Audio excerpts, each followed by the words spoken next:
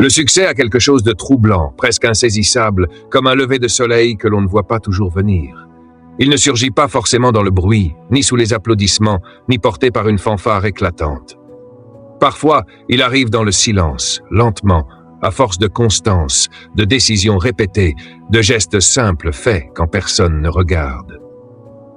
Et l'échec, lui, suit une logique tout aussi étrange. Il ne prévient pas, ne frappe presque jamais à la porte, ne se présente pas avec un avertissement clair. La plupart du temps, il s'infiltre. Il glisse doucement, sans secousse, sans fracas, presque sans être remarqué. Pas comme une explosion, mais comme un murmure continu que l'on apprend à ignorer. Au début, il est si discret qu'il devient invisible, et c'est précisément ce qui le rend dangereux. Il s'installe pendant que l'on est occupé ailleurs, pendant que l'on se dit que ce n'est pas si grave, que ce n'est qu'une fois, qu'on rattrapera plus tard. Puis un jour, on s'arrête, on regarde autour de soi, et une question lourde surgit. Comment ai-je pu m'éloigner autant de la direction que je m'étais fixée? Comment ai-je quitté ce chemin sans m'en rendre compte? Si l'échec avait un panneau lumineux, un signal clair, la majorité des gens l'apercevraient, se redresseraient, corrigeraient le cap. Mais il n'en a pas. Il préfère se cacher derrière de petites habitudes quotidiennes. Des habitudes qui, prises une par une, semblent inoffensives, parfois même raisonnables. Reporter un réveil une seule fois. Sauter une routine matinale parce que la fatigue est là. Remettre à demain ce qui nourrit l'esprit ou renforce la discipline. Dire que ce sera fait plus tard, quand le moment sera meilleur. Ce sont ces choix minuscules qui ouvrent une fissure, juste assez large pour laisser passer ce qui n'aurait jamais dû entrer. J'ai vu ce scénario se répéter encore et encore. Des personnes sincères, engagées, pleines d'ambition, venir se demander où tout a déraillé. Elles n'ont pas manqué d'efforts. Elles n'ont pas abandonné brutalement. Elles avaient des rêves clairs, des objectifs solides, une vision forte. Mais quelque part sur la route, quelque chose a glissé. Pas avec violence, mais avec douceur. Une petite concession ici. Un relâchement là.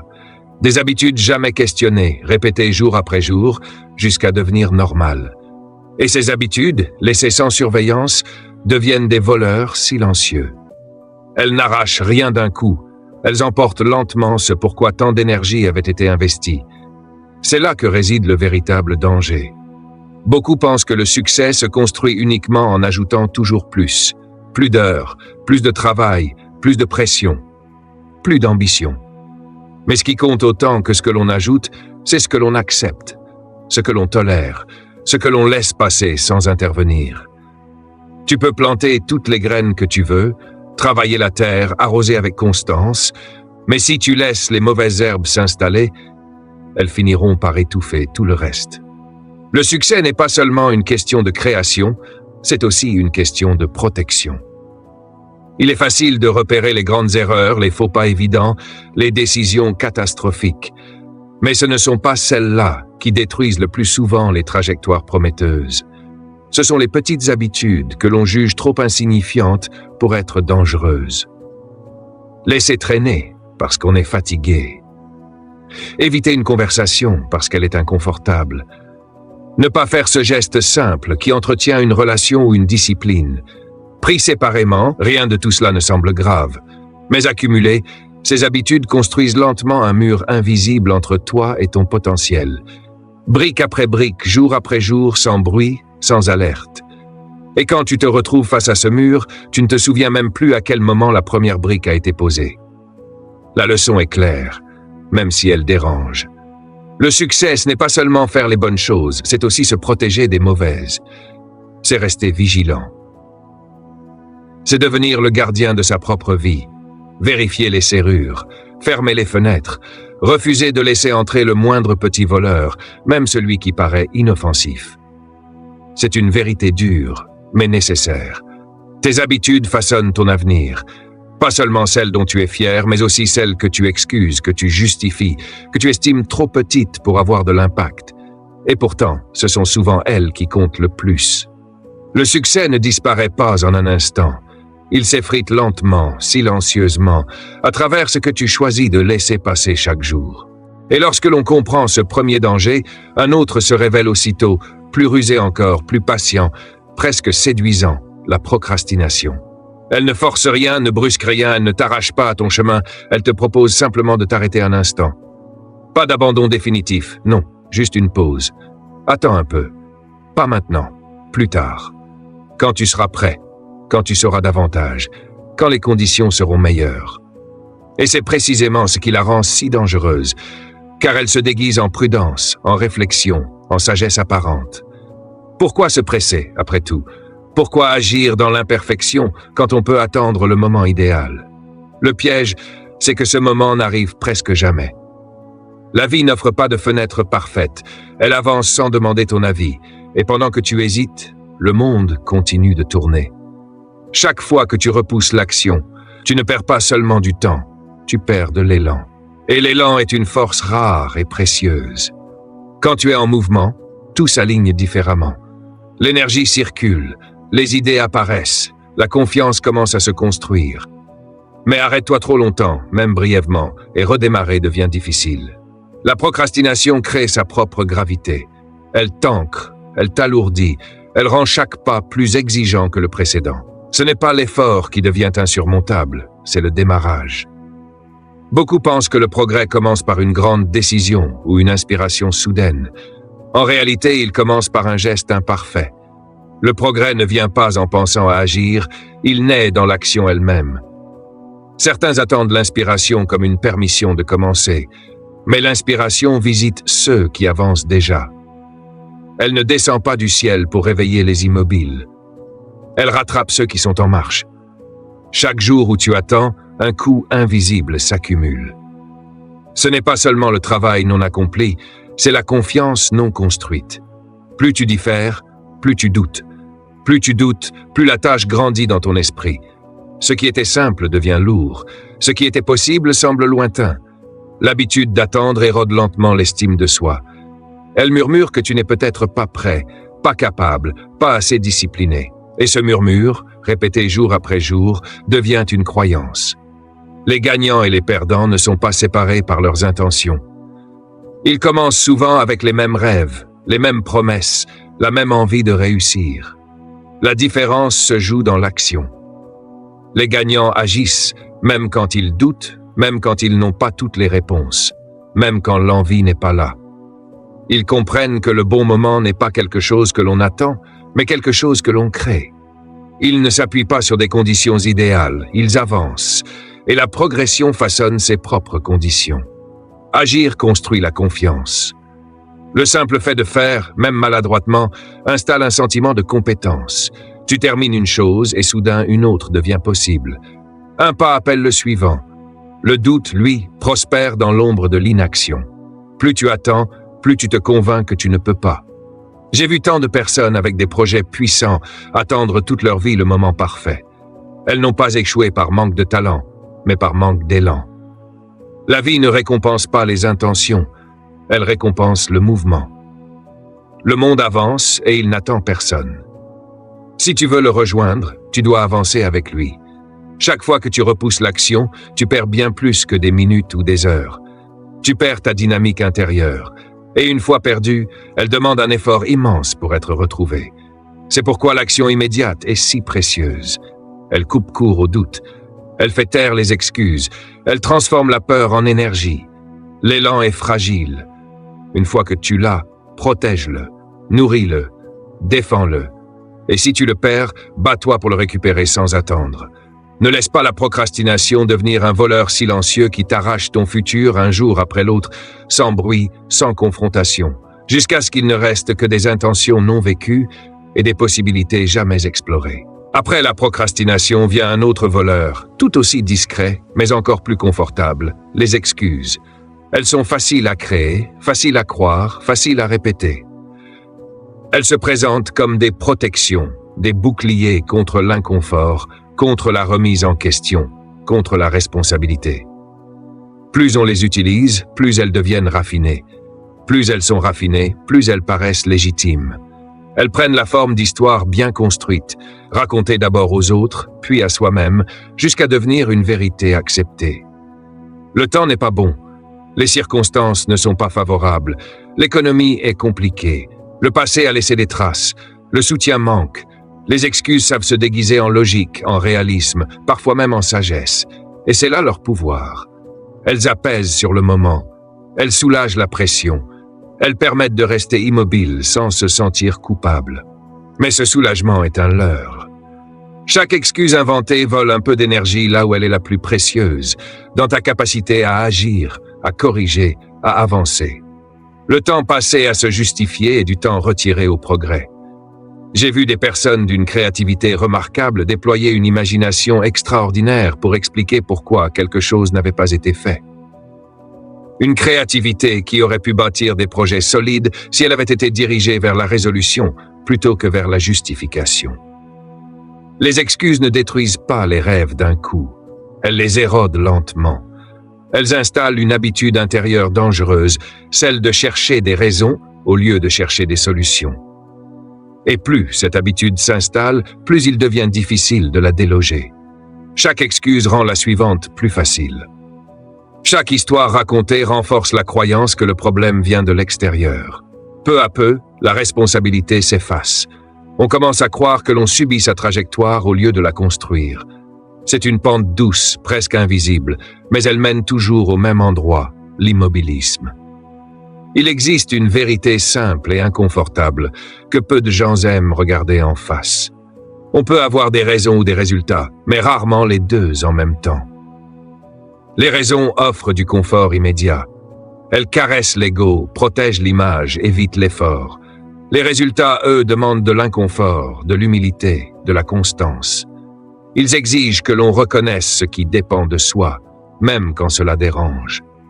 Les excuses promettent la paix sur le moment, mais elles volent la fierté à long terme. Chaque fois que tu choisis une excuse, tu échanges une petite dose de soulagement contre une grande part de ton potentiel futur. Et ce troc se fait souvent sans que tu t'en rendes compte. Les excuses deviennent alors un bruit de fond, une narration permanente qui accompagne chaque retard, chaque opportunité manquée, chaque objectif non atteint.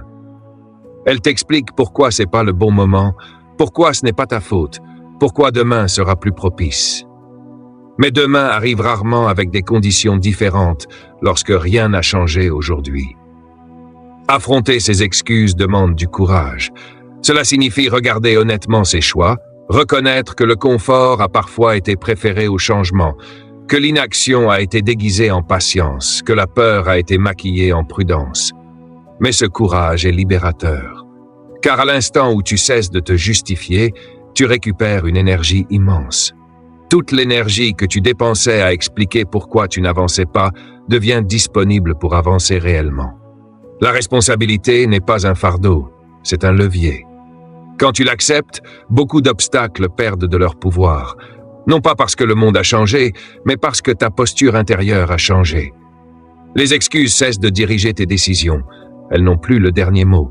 À leur place, quelque chose de plus solide s'installe, la clarté. La clarté de voir ce qui doit être fait, même si c'est inconfortable. La clarté de comprendre que personne ne viendra agir à ta place. La clarté de savoir que chaque pas, même imparfait, vaut mieux qu'une explication parfaite. Chaque minute passée à fabriquer une excuse est une minute de croissance non vécue. Chaque histoire racontée pour éviter l'action est une brique de plus dans le mur entre toi et ce que tu pourrais devenir. Échanger les excuses contre la responsabilité change la dynamique entière d'une vie. Les raisons deviennent des stratégies.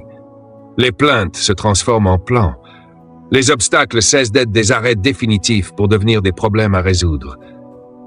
Là où l'excuse disait « je ne peux pas », la responsabilité demande « comment puis-je faire ». Là où l'excuse cherchait un coupable, la responsabilité cherche une solution. Ce basculement est subtil, mais il est décisif. Il marque le moment où tu reprends le contrôle de ta trajectoire. Le succès n'a jamais appartenu à ceux qui avaient les meilleures explications, mais à ceux qui agissaient malgré l'inconfort, malgré l'incertitude, malgré l'absence de garantie. Les excuses te maintiennent dans une illusion de sécurité. La responsabilité, elle, t'expose, mais elle te fait avancer. Et avancer, même lentement, même imparfaitement, vaut toujours mieux que rester immobile dans une histoire bien racontée. Après les excuses vient un autre voleur, omniprésent, moderne, presque normalisé, la distraction. Si une maladie devait définir notre époque, ce serait celle-là.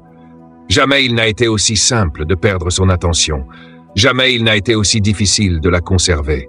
Chaque minute, quelque chose réclame ton regard, ton esprit, ton énergie.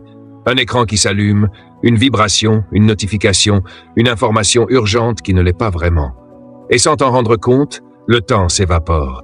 Pas dans ce qui construit, mais dans ce qui occupe.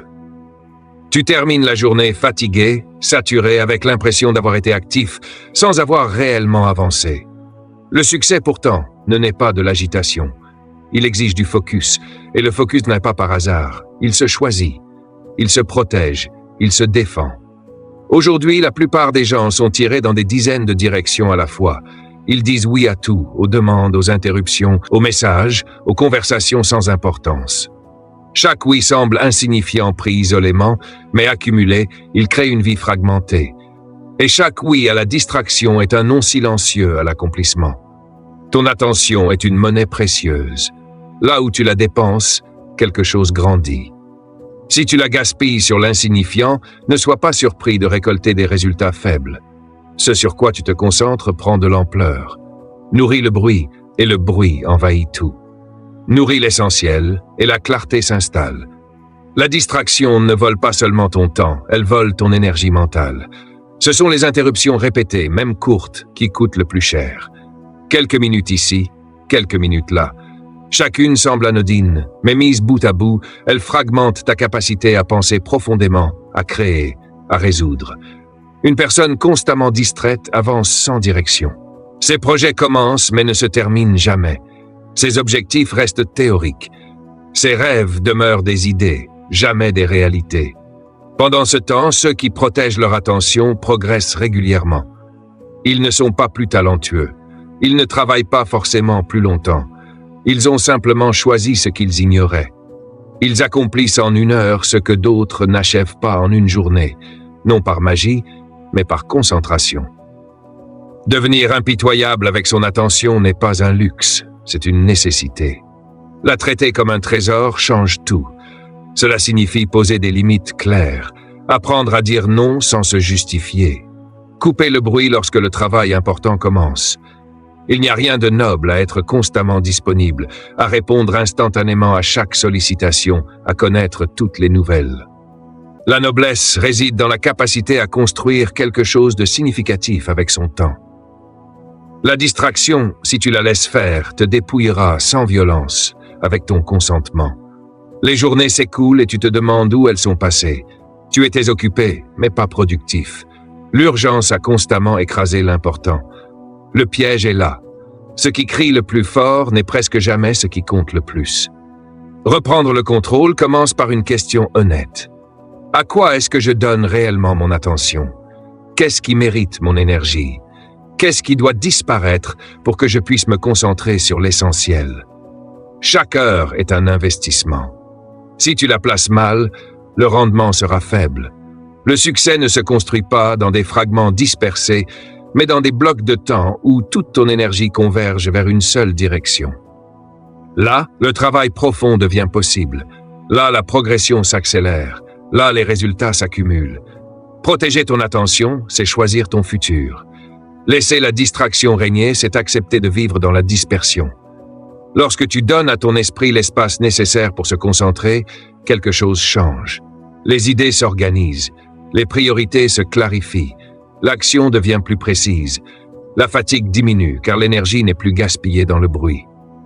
Une journée vécue avec intention se transforme en progrès tangible, et des journées alignées ainsi construisent une vie d'accomplissement.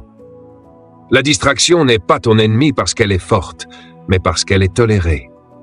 Dès l'instant où tu reprends la maîtrise de ton attention, son pouvoir s'effondre. Ce n'est pas une bataille spectaculaire, c'est une décision quotidienne, encore et encore, choisir ce qui compte, ignorer le reste, et avancer, enfin, avec clarté.